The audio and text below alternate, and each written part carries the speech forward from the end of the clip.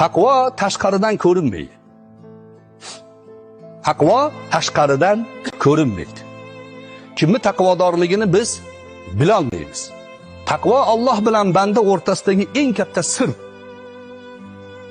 Sizni ko'zingiz, bizni ko'zimiz nazarga ilmayotgan odam Allohning do'sti taqvodor bo'lishi mumkin.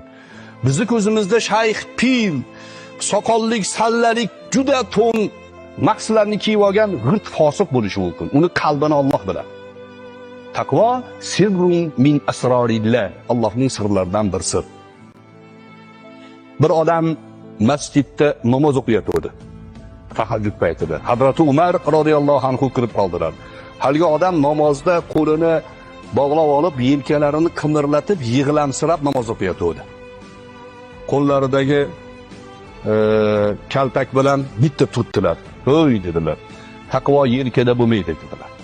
"Taqvo qalbda bo'ladi" dedilar. "Odamlarni ko'ziga unaqa ko'rsatma o'zingni" dedilar.